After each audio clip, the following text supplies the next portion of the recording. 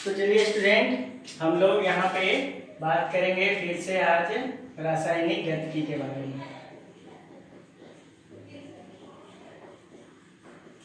चलिए, अभी हम लोग का रासायनिक गतिकी का लेक्चर चल रहा है।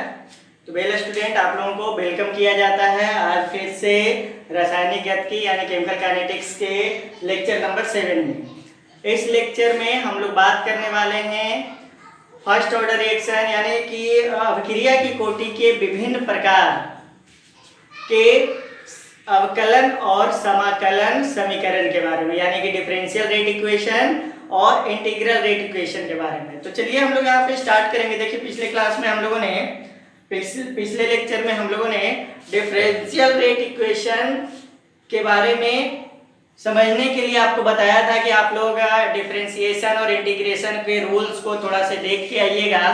तो फिलहाल यहाँ पे हम लोग यहाँ पर आज करने वाले हैं डिफरेंशियल और integral rate equation of order of reaction. विभिन्न प्रकार के अभिक्रिया की कोटि के समाकलन और अवकलन समीकरण के बारे में हम लोग बात करेंगे। पिछले क्लास तक हम लोगों ने अभिक्रिया की कोटि के इकाई के बारे में अध्ययन किया था कि किस प्रकार से हम लोग अभिक्रिया की कोटि के इकाई को प्राप्त कर सकते हैं, और उसी प्रकार से अब यहाँ पर हम लोग अभिक्रिया की कोटि, विभिन्न प्रकार के अभिक्रिया की कोटि, जैसे प्रथम अभिक्रिया की कोटि फर्स्ट ऑर्डर रिएक्शन, द्वितीय अभिक्रिया की कोटि सेकंड ऑर्डर रिएक्शन एंड शून्य अभिक्रिया की कोटि जीरो ऑर्डर रिएक्शन, तीनों के डिफरेंशियल रेट इक्वेशन और इंटीग्रल रेट इक्वेशन दोनों के बारे में बात करेंगे।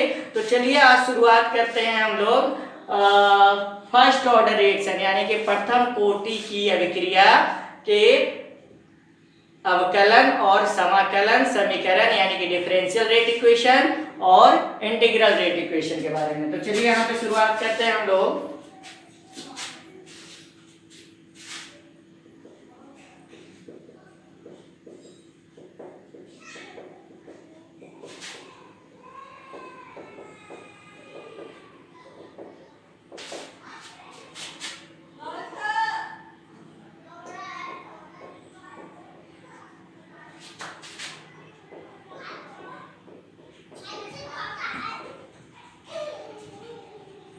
अवकलन वेग समीकरण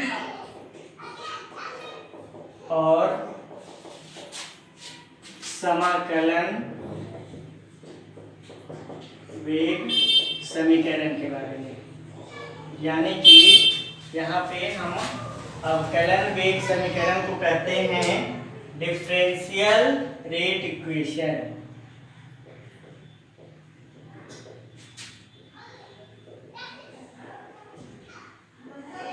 डिफरेंशियल रेट इक्वेशन और समाकलन नहीं, समाकलन वेग समीकरण, इसको समाकलन वेग समीकरण, समाकलन को ऐसे लिखिए, समाकलन वेग समीकरण, जिसको हम लोग कहेंगे इंटीग्रल रेट इक्वेशन।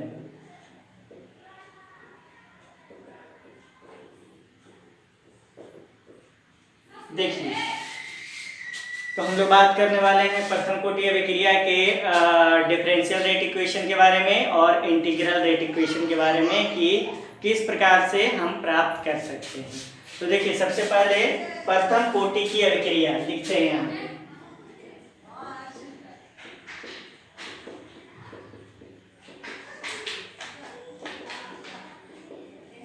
जिसको कहते हैं फर्स्ट ऑर्डर रिएक्शन।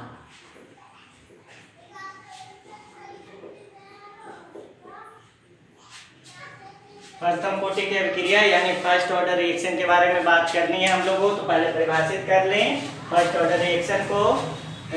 लिखेंगे वैसी अभिक्रिया की कोटि या अभिक्रिया जो अभिकारक के प्रथम पद के सांद्रण, वैसे अभिक्रिया जो अभिकारक के प्रथम पद के सांद्रण पर अभिक्रिया का वेग, अभिक्रिया का वेग निर्भर करता है उसे प्रथम कोटि की अभिक्रिया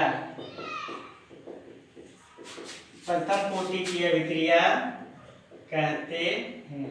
तो ये हो गया आपका प्रथम कोटि की अभिक्रिया, कि जहां अभिक्रिया का वेग जो है वो अभिकारक के प्रथम पद पर निर्भर करता है, उसे हम प्रथम कोटि की अभिक्रिया कहते हैं। जैसे देखिए, मान लिया जाए हमारे पास एक अभिकारक है A और इसने प्रतिक्रिया कर उत्पाद बनाया, ये क्या है हमारा अभिकारक। अब देखिए, ये जो अभिक्रिया का अभिकारक है, इसका अगर हम यहाँ पे वेग समीकरण लिखें तो वेग समीकरण क्या लिख देंगे, minus D A by D T बराबर K into A to the power 1। और इसी वेग समीकरण को अगर हम थोड़ा सा रीअरेंज करें, यानी कि इसको सजाने की कोशिश करें, तो dt को इधर लेके जाएंगे और a को इधर लेके जाएंगे, तो क्या हो जाएगा कि वेग समीकरण माइनस डी ए बटा डी टी की जगह पर आप क्या लिख सकते हैं कि ऐसे लिखिए, minus 1/a into D A. देखिए ध्यान दीजिएगा, ये जो इधर आएगा तो नीचे आएगा, जिसको 1/a भी लिख सकते हैं। तो 1/a इंटू डी ए बराबर के से ये डी टी जाकर जुड़ गया, और इसी समीकरण को हम लोग क्या कहेंगे, तो इसी समीकरण को कहेंगे differential rate equation differential rate equation किसके लिए, प्रथम कोटि अभिक्रिया के लिए। या फिर इसको आप चाहे तो लिख सकते हैं क्या, अवकलन वेग समीकरण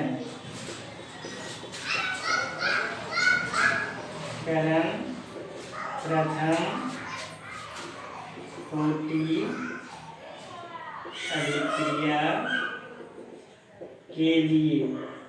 प्रथम कोटि अभिक्रिया के लिए क्या हो गया, अवकलन वेग समीकरण हो गया। इसको अवकलन वेग समीकरण यानी कि डिफरेंशियल रेट इक्वेशन क्यों कहेंगे, तो ध्यान से समझिएगा कि यहाँ पर जो समय लिया गया है वो बहुत ही छोटा लिया गया है। डी उसके लिए लगाते हैं जहां पर कि समय का अंतराल बहुत ही कम, बहुत ही छोटा होता है, उसके लिए हम लोग डी लगाते हैं। यानी कि समय का अंतराल बहुत कम है, उस समय के अंतराल में ए के सांद्रण में जो परिवर्तन हो रहा है उसको हम लोग इस समीकरण से दिखा रहे हैं, जिसे हम क्या कहेंगे, डिफरेंशियल रेट इक्वेशन कहेंगे। तो इसे ध्यान रखिएगा, ये क्या कहलाएगा आपका, डिफरेंशियल रेट इक्वेशन। अब देखिए, ये जो डिफरेंशियल रेट इक्वेशन है, इसको अब हम लोग इंटीग्रेशन करेंगे यानी समाकलन करेंगे, और उससे हम लोग प्राप्त करेंगे इंटीग्रल रेट इक्वेशन किसके लिए, फर्स्ट ऑर्डर रिएक्शन के लिए, यानी कि समाकलन वेग समीकरण प्राप्त करेंगे प्रथम कोटि की अभिक्रिया के लिए। और ध्यान दीजिएगा,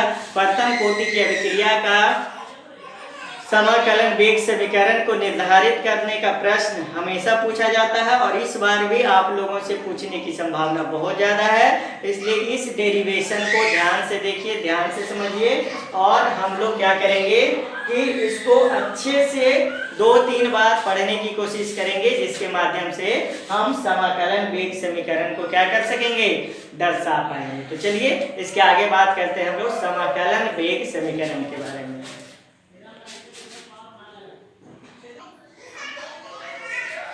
अब देखिए ध्यान दीजिए, यहाँ पर हम अब प्राप्त करना चाहेंगे कि डिफरेंशियल रेट इक्वेशन से इंटीग्रल रेट इक्वेशन को कैसे प्राप्त करें, यानी कि अवकलन वेग समीकरण से अब प्राप्त करना है हमको समाकलन वेग समीकरण को। तो कैसे प्राप्त करेंगे उसको थोड़ा ध्यान से समझिएगा। यहाँ पे ध्यान दीजिए कि आपके पास अभिकारक A है और उत्पाद यहाँ बना रहा है। तो अगर समय यानी कि टाइम बराबर यहाँ पे लिख दीजिए 0 कि अभिक्रिया प्रारंभ होने वाली है। तो जब अभिक्रिया प्रारंभ होने वाली होगी तो सिर्फ अभिकारक मौजूद होगा, उत्पाद तो कुछ बनेगा नहीं। जब तक अभिक्रिया ही नहीं शुरू हुई है तो ना सिर्फ अभिकारक ही रहेगा, उत्पाद कुछ नहीं बनेगा। तो अभिकारक का प्रारंभिक सांद्रण A मान लिया जाए। यानी कि यहाँ पे हम लिख देते हैं अभिकारक का प्रारंभिक सांद्रण कितना है भाई, तो 1। ये अभिकारक का प्रारंभिक सांद्रण है। अब देखिए टाइम t बराबर, मतलब कि जब कुछ समय बीत जाता है अभिक्रिया में, जब कुछ समय बीत जाता है तो कुछ समय बीतने के बाद उत्पाद कुछ ना कुछ बनेगा। क्या बनेगा, तो यहाँ पर मान के चलिए कि उत्पाद X बन गया। तो देखिए मान लीजिए ये अभिक्रिया है, अभिक्रिया का सांद्रण है, और जब तक ये अभिक्रिया प्रारंभ नहीं हुआ है उस समय तक तो ये पूर्ण रूप से सांद्रण रहेगा किसका, अभिक्रिया का। लेकिन जब कुछ समय के बाद अभिक्रिया होगी तो इससे कुछ अभिकारक उत्पाद में बदल जाएंगे, तो इसका सांद्रण कमेगा। कितना सांद्रण कमेगा, तो इसमें से इतना अगर घटा दिया जाए तो यही अब क्या बचेगा, इसका सांद्रण बचेगा। तो क्योंकि t समय पे अभिक्रिया का प्रारंभिक सांद्रण अभिकारक का A था और t समय पर इसके कुछ उत्पाद बन गए X, तो अब अभिक्रिया का सांद्रण कितना बचा, A माइनस X, यानी कि टोटल सांद्रण A में से जो बना उत्पाद उसको घटा लेंगे तो क्या बच जाएगा, ये अभिकारक का सांद्रण बच जाएगा। तो ये हो गया आपका अंतिम सांद्रण, अभिकारक का अंतिम सांद्रण। देखिए लिख देते हैं यहाँ पे अभिकारक का अंतिम सांद्रण बराबर कितना हो जाएगा, तो अभिकारक का अंतिम सांद्रण हो जाएगा A माइनस X। ये तो हो गया भाई। अब देखिए आपको यहाँ पे बताते हैं, हमने अभी प्राप्त किया था क्या कि प्रथम कोटि अभिक्रिया, देखिए प्रथम कोटि अभिक्रिया का डिफरेंशियल रेट इक्वेशन अभी पता किया है हम लोगों ने। डिफरेंशियल रेट इक्वेशन कितना पता किया है, देखिए तो ध्यान से, क्या पता किया था हम लोगों ने कि माइनस 1/A इंटू dA बराबर K इंटू dt कर लिया था। ये पता, ये हमारा क्या है, डिफरेंशियल रेट इक्वेशन है, जिसको अभी हम लोगों ने पता किया। अब इसको क्या कीजिए आप कि लिखिए यहाँ पे कि दोनों तरफ इंटीग्रेशन करने पर, इंटीग्रेशन या इसको कहिए समाकलन करने पर, तो दोनों तरफ क्या कर दीजिए, समाकलन का चिन्ह लगा दीजिए। तो इधर हो जाएगा integration minus 1/A into dA बराबर इंटीग्रेशन K इंटू dt। अब देखिए इंटीग्रेशन जब भी किया जाता है, समाकलन जब भी किया जाता है तो प्रारंभिक और अंतिम स्थिति को लेकर किया जाता है, मतलब कहाँ से कहाँ तक इंटीग्रेट करना है। तो देखिए यहाँ पर अगर हम ध्यान से देखें तो K तो हमारा स्थिरांक है, K का तो इंटीग्रेशन होगा नहीं, तो जो हमारा किसका इंटीग्रेशन होगा, तो छोटे समय अंतराल के लिए लिए हैं, जिसका कि अब क्या होगा, समाकलन होगा, इंटीग्रेशन होगा। कहां से कहां तक, तो t समय 0 से लेकर समय t तक क्या करना है, इसका इंटीग्रेशन कर देना है। उसी तरह से A के सांद्रण की अगर बात करें तो A का सांद्रण प्रारंभिक A था और उसका अंतिम सांद्रण A माइनस X है, तो A का A माइनस X तक क्या करना है कि इंटीग्रेशन करना है, समाकलन करना है। अब देखिए अब दोनों तरफ हमको समाकलन करना है, और एक काम कीजिए, पहले इस तरफ का समाकलन हम आपको बताते हैं। देखिए K आपका बाहर आ जाएगा, ये इंटीग्रेशन 0 से लेकर t हो जाएगा और यहाँ पे dt हो जाएगा। और देखिए यहाँ पर एक समाकलन का सूत्र याद रखिएगा कि इंटीग्रेशन ऑफ dt बराबर हम लोग t लिख सकते हैं, इंटीग्रेशन ऑफ dA बराबर a लिख सकते हैं, उसी तरह से इंटीग्रेशन ऑफ dx बराबर x लिख सकते हैं। अब देखिए ध्यान दीजिए, यहाँ पे क्या लिखेंगे, k इंटू dt को क्या लिख सकते हैं, t, लेकिन ध्यान दीजिएगा अभी भी इसको इसका इंटीग्रेट करना है, कहां से लेकर कहां तक, 0 से लेकर t तक। तो इस स्थिति में आपको क्या करना चाहिए, इस t के मान के लिए ऊपर वाले वैल्यू को रखिए और उसमें से घटाइए नीचे वाले वैल्यू को। तो क्या लिखिएगा यहाँ पे, k इंटू कैपिटल T के जगह पे T रखिए और T के जगह पे 0 रखिए। तो अब क्या हो गया, T में से 0 चला गया, T बचा, तो K इंटू T रख दिया। तो इधर का तो इंटीग्रेशन हो गया। अब इधर के इंटीग्रेशन की बात करेंगे कि इधर का इंटीग्रेशन कैसे होगा। तो ध्यान से समझिए, इधर भी कुछ नियम है, उस नियम को आपको ध्यान से समझना है कि integration of 1/x into dx अगर लिखा हुआ रहे तो इसका जब इंटीग्रेशन करते हैं तो हम लोग क्या लिख सकते हैं, log to the base e x, ये लिखा जाता है। उसी तरह से अगर 1y क्या हो जाए, a है इंटू डी अगर है तो इसको हम लोग लिख सकते हैं log e to the power a, और इस वैल्यू को यहाँ पे रखिए। देखिए ऋणात्मक मान जो है इसका इंटीग्रेशन होगा नहीं, तो इसको बाहर ले आइए। इंटीग्रेशन करना है कहाँ से, प्रारंभिक सांद्रण से अंतिम सांद्रण तक, और 1/a इंटू डी का इंटीग्रेशन कितना होता है, तो इसका इंटीग्रेशन होता है log e to the power a। तो ये हो गया आपका इंटीग्रेशन। अब आप क्या कर दीजिए, इस एक जगह पे पहले प्रारंभिक सांद्रण, पहले अंतिम सांद्रण में से प्रारंभिक सांद्रण को घटाएंगे, और जब अंतिम सांद्रण में से प्रारंभिक सांद्रण को घटाएंगे तो हमें क्या मिल जाएगा, इसका इंटीग्रेटेड वैल्यू मिल जाएगा। अब देखिए यहाँ पे क्या कीजिए कि अब क्या कर दीजिए, लिखिए यहाँ पे माइनस एक की जगह पे पहले अंतिम सांद्रण को रखिए, तो log बेस e कितना हो जाएगा, a माइनस एक्स, और उसके बाद फिर क्या कीजिए, a की जगह पे प्रारंभिक सांद्रण को रखिए, तो log e और यहाँ पर a लिखेंगे, और इसको इंटीग्रेट कर दिया, और इन दोनों को घटाइएगा तो देखिए माइनस से इन दोनों में पहले गुना कर लीजिए, तो देखिए ये माइनस प्लस हो गया, तो यहाँ लिखिए log e a, और फिर देखिए ये प्लस है, ये माइनस से गुना करेगा तो माइनस हो जाएगा, लिखेंगे log e a minus x. और देखिए यहां से अगर log को कॉमन लीजिएगा तो यहाँ पे हो जाएगा log e to the base, इसमें से ये घटेगा तो लिखेंगे a बटा a माइनस एक्स, और बराबर क्या हो गया, k इंटू टी हो गया। तो ये मिल गया नेचुरल लॉग। देखिए e जो रहेगा वो आपका क्या कहलाएगा, नेचुरल लॉग कहलाता है। तो यहाँ पे ये लिखेंगे कि अवकलन नहीं, समाकलन वेग स्थिरांक, समाकलन ऐसे लिखिए, समाकलन वेग समीकरण जब नेचुरल लॉग लिया गया हो,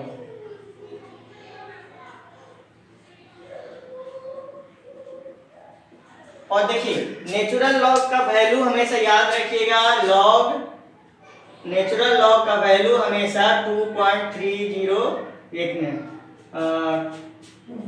नेचुरल लॉग का वैल्यू जो होता है 2.708 होता है, समथिंग कुछ नहीं 2.078 होता है। इसको ध्यान से देखना पड़ेगा, इसका वैल्यू क्या होता है नेचुरल लॉग का, वो देखना होगा, 2.078 होता है शायद। तो ये नेचुरल लॉग का वैल्यू होता है। देखिए यहाँ पर नेचुरल लॉग में आपका अवकलन वेग समीकरण आया है, जबकि ध्यान दीजिएगा अवकलन वेग समीकरण में नेचुरल लॉग की जगह पे हम लोग log टू द बेस 10 लेकर चलते हैं, क्योंकि ज़्यादातर जगहों पे log टू द बेस 10 का ही वैल्यू आपको दिया हुआ रहेगा एग्जामिनेशन में। तो हम क्या करते हैं, ये नेचुरल लॉग जो यहाँ पे अप्लाई किया हुआ है इसको आप कन्वर्ट करेंगे किसमें, log टू द बेस 10 में। देखिए एक बार और हम इसको समझाएंगे, यहाँ तक पहुंचे हैं, एक बार और इसको समझ लीजिए तब हम आगे बढ़ेंगे। देखिए हमारे पास क्या है, फिर से समझिएगा आप लोग। हमारे पास एक अभिकारक A है जो कुछ समय के बाद उत्पाद बनाता है।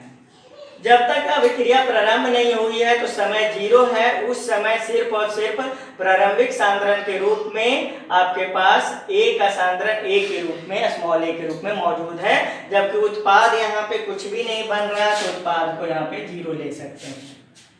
जबकि कुछ समय, तो देखिए हम आपको बताना चाह रहे थे यहाँ पे कि t समय जब बीत जाता है तो t समय बीतने के बाद कुछ न कुछ उत्पाद बनता है। तो उत्पाद बनेगा कहाँ से, तो अभिकारक से ही बनेगा। तो यानी A से कुछ भाग उत्पाद में बदल गया, जैसे कि मान लिया जाए कि यह अभिकारक था, इसमें से कुछ भाग उत्पाद में बदल गया, तो अब कितना सांद्रण बचा, तो ये जो पूरा सांद्रण था उसमें से इसको घटा लेंगे उत्पाद को, जो भाग बचेगा वो क्या हो जाएगा, अभिक्रिया का मतलब अभिक्रिया का अंतिम सांद्रण बच जाएगा। तो उसी आधार पर ध्यान से देखिए कि A प्रारंभिक सांद्रण था, यहाँ पर t समय पर कुछ उत्पाद x बन गया, तो अब अंतिम सांद्रण कितना बचा, तो A में से x को घटाएंगे, ये हमारा क्या कहला जाएगा, अंतिम सांद्रण कहला जाएगा। अब देखिए कि प्रथम कोटि अभिक्रिया का डिफरेंशियल रेट इक्वेशन यानी कि अवकलन वेग समीकरण कितना निकाल के लाए थे, -1/a × dA = k × dt। अब देखिए यहाँ पर क्या करेंगे कि दोनों तरफ समाकलन करेंगे या इंटीग्रेशन करेंगे। तो क्या कीजिए, दोनों तरफ इंटीग्रेशन का चिन्ह लगा दीजिए। अब जब दोनों तरफ इंटीग्रेशन का चिन्ह आप लगा रहे हैं तो वहां पे आपको क्या करना चाहिए कि कहां से कहां तक इंटीग्रेशन करते हैं, लोअर लिमिट क्या है, अपर लिमिट क्या है, इसको देखना होता है कि आपको इंटीग्रेशन, मान लीजिए इतना छोटा चीज के लिए ले रहे हैं तो ये इससे कितना, इतना बड़ा के लिए इंटीग्रेशन कर रहे हैं, तो ये इतना यहां से लेके इतना तक इंटीग्रेट, मतलब कि यहां से लेके इतना तक के दूरी का समय पता कर रहे हैं, तो क्या करना होगा आपको, इसमें से इसको घटाइएगा तो वही आपका क्या होगा कि आपको अंतर पता चलेगा कि कितना इंटीग्रेट किया गया। तो उसी तरह से यहां पर देखिए अगर इस साइड में इंटीग्रेशन की बात करेंगे तो k तो हमारा स्थिरांक है, इसलिए k का इंटीग्रेशन होगा नहीं, तो समय का इंटीग्रेशन होगा। जो छोटे अंतराल के लिए है वो 0 समय से शुरू हुआ है प्रारंभिक समय और उसके बाद t समय पे खत्म हुआ, तो कहां से कहां तक इंटीग्रेट करेंगे, 0 से लेकर t तक, किसको, t समय को। और इधर सांद्रण को करना है, यानी कि dA छोटे से सांद्रण के लिए बात कर रहे हैं एक के, तो सांद्रण को अंतिम सांद्रण में से प्रारंभिक सांद्रण को घटाएंगे तो हमें क्या मिल जाएगा, इंटीग्रेशन मिल जाएगा। तो यहाँ पे कहां से कहां तक इंटीग्रेट कीजिए, प्रारंभिक सांद्रण A से लेकर अंतिम सांद्रण A-x तक। अब देखिए यहाँ पर तो क्या है कि k का, क्यों k एक स्थिरांक है तो k का इंटीग्रेशन यानी कि समाकलन होगा नहीं, तो k को बाहर कर दीजिए। अब dt का इंटीग्रेशन करना, अब देखिए यहाँ पर एक नियम ध्यान रखिएगा कि dt का अगर इंटीग्रेशन कीजिएगा तो d होगा, dA का इंटीग्रेशन कीजिएगा तो a होगा, dx का इंटीग्रेशन कीजिएगा तो x होगा। तो यहाँ पे क्योंकि dt है तो dt का इंटीग्रेशन कीजिएगा तो t होगा, और कहां से कहां तक इंटीग्रेट करना है, 0 से लेकर t तक। तो एक बार t का वैल्यू इसका मतलब कि t के स्थान पर इस कैपिटल T, इस स्मॉल t को रखिए और एक बार t के स्थान पर ये 0 को रखिए और दोनों को घटाइए एक दूसरे से। जब दोनों को घटाइएगा तो t में से 0 घटेगा तो t ही बचेगा, तो यहाँ निकल के आपके पास आ गया क्या, k3। अब देखिए यहाँ पर क्या है कि इस साइड का तो इंटीग्रेशन हो गया, अभी इस साइड का इंटीग्रेशन देखेंगे। देखिए यहाँ पर क्या है कि आप माइनस का तो इंटीग्रेट कर नहीं सकते, तो माइनस को बाहर कर दीजिए। अब इंटीग्रेशन किसको करना है, तो देखिए 1/a × dA को करना है, और एक नियम कहता है कि 1/x × dx का इंटीग्रेशन log ex होता है और 1/a × dA का इंटीग्रेशन log e होता है। तो यहाँ पर लिख दिए, इसका इंटीग्रेशन क्या हो जाएगा, log e। अब कहां से कहां तक इंटीग्रेट करना है, तो a से लेकर a-x से लेकर a तक इंटीग्रेट करना है। तो एक काम कीजिए, a की जगह पे पहले a-x रखिए, फिर a की जगह पे a रखिए और दोनों को घटाइए। अब देखिए कि क्योंकि यहाँ पे ऋणात्मक आवेश पहले से है तो इस ऋणात्मक आवेश से दोनों में गुना हो जाएगा, तो ये धनात्मक आवेश में ऋणात्मक आवेश से गुना हो जाएगा, तो ऋणात्मक आवेश लिख देंगे log e-a-x, और ये ऋणात्मक आवेश में धनात्मक आवेश से गुना हो जाएगा, तो ये बच जाएगा धनात्मक आवेश log e-a। अब देखिए log में एक बात ध्यान रखिएगा कि अगर इन दोनों में से log को कॉमन लेंगे तो धनात्मक आवेश वाला ऊपर चला जाता है, ऋणात्मक आवेश वाला नीचे आ जाता है, तो इतना बराबर kt हो गया। ये समाकलन वेग समीकरण है जब नेचुरल log e लिया गया, और नेचुरल log का वैल्यू जनरली 2.078 के आसपास होता है। तो ये तो हो गया नेचुरल log तक की बात है। अब नेचुरल log से हम log टू द बेस 10 की बातें करेंगे।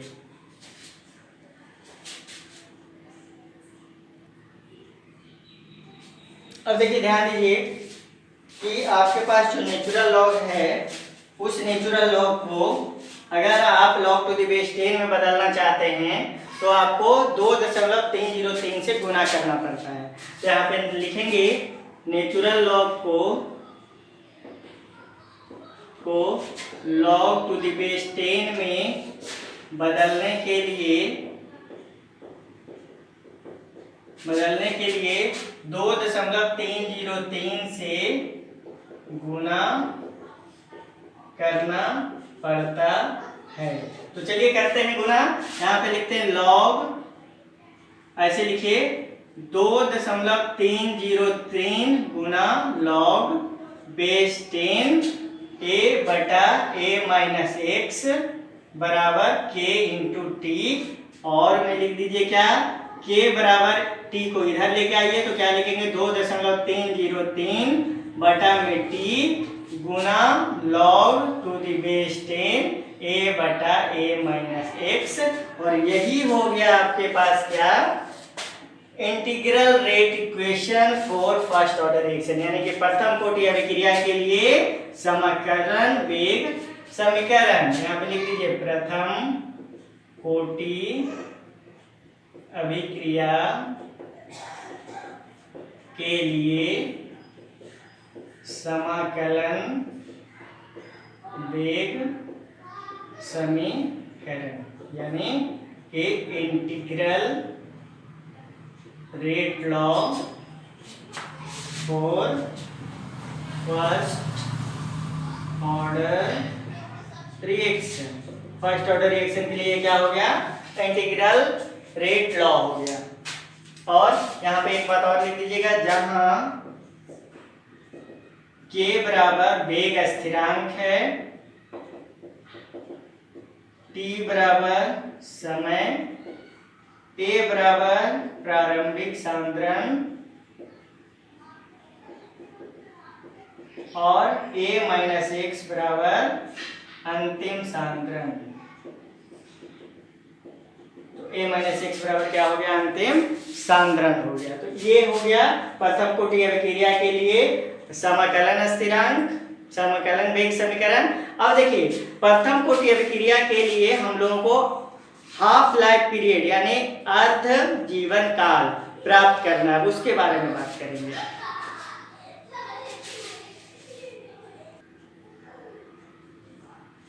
अब देखिए प्रथम कोटि अभिक्रिया के लिए अर्ध जीवन काल, जैसे अर्ध जीवन काल क्या होता है उसको पहले ऐसे समझिए कि मान लिया जाए ये अभिकारक है, ठीक है, और इस अभिकारक की अभिक्रिया प्रारंभ हुई, ये दोनों आपस में प्रतिक्रिया करके क्या बना रहे हैं, उत्पाद बना रहे हैं।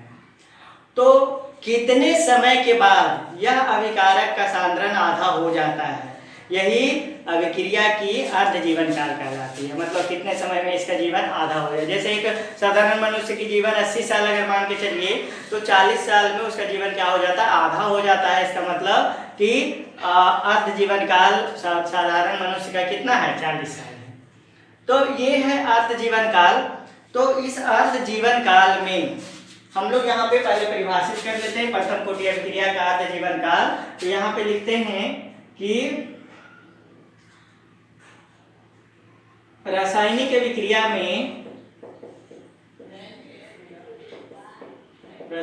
अभिक्रिया में अभिकारक का सांद्रण जितने समय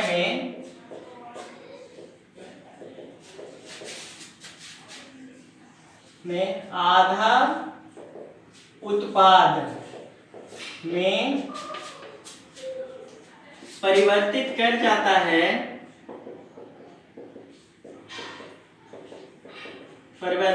जाता है, उसे अभिक्रिया का उस समय को, उसे नहीं लिखिए, उस समय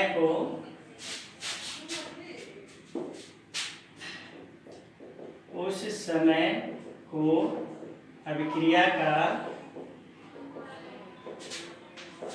अर्ध जीवन काल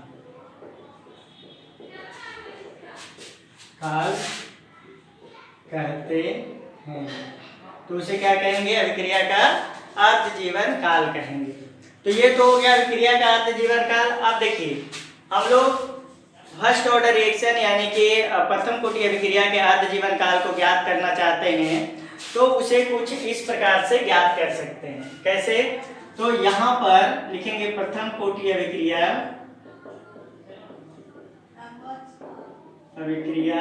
का समाकलन वेग समीकरण क्या प्राप्त किए थे, अभी देख लीजिए इसको। क्या प्राप्त किया गया था, k बराबर 2.303 बटा T into log to the base 10 a बटा a माइनस एक्स। और यहाँ पर जब समय t बराबर t हाफ हो जाता है, मतलब कि समय जब आधा हो जाता है, तब क्या होगा कि प्रारंभिक सांद्रण A बराबर a बटा 2 हो जाता है। मतलब क्या हो गया कि जब समय आधा पूरा हो जाएगा तो प्रारंभिक सांद्रण जो है वो कितना हो जाएगा, आधा हो जाएगा। तो इसका मान रखिए, इसका मान समाकलन वेग समीकरण में रखने पर, तो इसका मान रखिए समाकलन वेग समीकरण में। तो मान रखने पर क्या हो जाएगा, देखिए k बराबर हम लोग लिखेंगे 2.303 और बटा t की जगह पे क्या लिख दीजिए, t half into log to the base 10, और ये तो ये रहेगा और यहाँ पे a माइनस एक्स की जगह पे a बटा 2 हो जाएगा। अब देखिए यहाँ से एक काम और कर सकते हैं, क्योंकि हमको अर्ध जीवन काल पता करना है, तो इसको इधर कर लीजिए और इसको इधर ले जाइए। तो t हाफ बराबर क्या लिख सकते हैं, 2.303 बटा k into log to the base 10 a बटा 2। अब देखिए यहाँ से क्या हो जाएगा भाई, तो ये a से a कैंसिल हो जाएगा और 2 ऊपर चला जाएगा। तो क्या हो जाएगा, देखिए t हाफ बराबर 2.303 बटा k log to the base 10 2। और देखिए लॉग टू द बेस, कुछ लॉग का वैल्यू याद कर लीजिए। लॉग टू द बेस 10 2 का वैल्यू होता है 0.3010, लॉग टू द बेस 10 3 का वैल्यू होता है 0.4010, ऐसे करके। तो कुछ आप लोग लॉग का वैल्यू याद रखिएगा। तो ये लॉग का वैल्यू पुट करते हैं यहाँ पे। तो t हाफ बराबर अब क्या हो जाएगा, 2.303 बटा k इंटू 0.3010, और इसका मान आ जाता है 0.693 बटा k। और ये आपका मिल गया क्या, प्रथम कोटि अभिक्रिया का अर्ध जीवन काल। यहाँ पे लिख दीजिए प्रथम कोटि अभिक्रिया का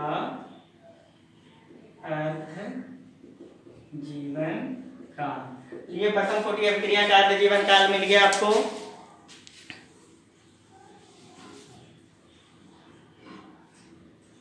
तो देखिए ये प्रथम कोटि अभिक्रिया का अर्ध जीवन काल मिल गया आपको, जिसमें देखिए कि अगर अभिक्रिया का वेग स्थिरांक आपको पता रहे तो आप आसानी से उस अभिक्रिया का क्या कर सकते हैं कि प्राप्त कर सकते हैं, क्या अर्ध जीवन काल प्राप्त कर सकते हैं। अब एक बात ध्यान रखिएगा कि प्रथम कोटि अभिक्रिया का अर्ध जीवन काल उसके प्रारंभिक सांद्रण पे निर्भर नहीं करता। आप देख सकते हैं यहाँ पे कि प्रारंभिक सांद्रण कैंसिल हो जा रहा है।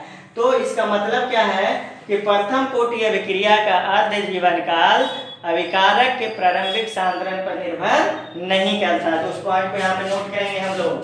क्या नोट करेंगे, लिखेंगे प्रथम कोटि अभिक्रिया का अर्ध जीवन काल अभिकारक के प्रारंभिक सांद्रण पर निर्भर नहीं करता है। ध्यान रखना, ये बहुत इंपॉर्टेंट है। यहाँ से प्रश्न आते हैं कि प्रथम कोटि अभिक्रिया का अर्ध जीवन काल प्रारंभिक सांद्रण पर, अभिकारक के प्रारंभिक सांद्रण पर निर्भर नहीं करता है। तो देखिए स्टूडेंट, आज हम लोगों ने बात कर लिया प्रथम कोटि अभिक्रिया के बारे में। प्रथम कोटि अभिक्रिया का अवकलन वेग स्थिरांक वेग समीकरण, समाकलन वेग समीकरण यानी डिफरेंशियल रेट इक्वेशन और इंटीग्रल रेट इक्वेशन को बताया आपको। प्रथम कोटि अभिक्रिया के हाफ लाइफ टाइम यानी कि अर्ध जीवन काल के बारे में बताया आपको। इन सबों को अच्छे से पढ़ने और समझने की कोशिश कीजिए। अगर कहीं पे आपको कुछ नहीं समझ में आता है तो आप कमेंट कर सकते हैं और ध्यान पूर्वक इसको पढ़िए, क्योंकि प्रथम कोटि अभिक्रिया का डेरिवेशन आपसे पूछा जाता है और इस बार एग्जामिनेशन के लिए भी बहुत इंपॉर्टेंट है। तो इसको ध्यान से देखिए, पढ़िए, समझिए, समझने की कोशिश कीजिए। आई होप सो कि आप सबों को बेहतर समझ में आया होगा। अगर नहीं समझ में आया तो आप कमेंट कर सकते हैं, इसके बारे में हम आपको फिर से बताएंगे। ओके स्टूडेंट, आज के लिए इतना ही। चलिए मिलते हैं अगले लेक्चर में। That's all from today, bye.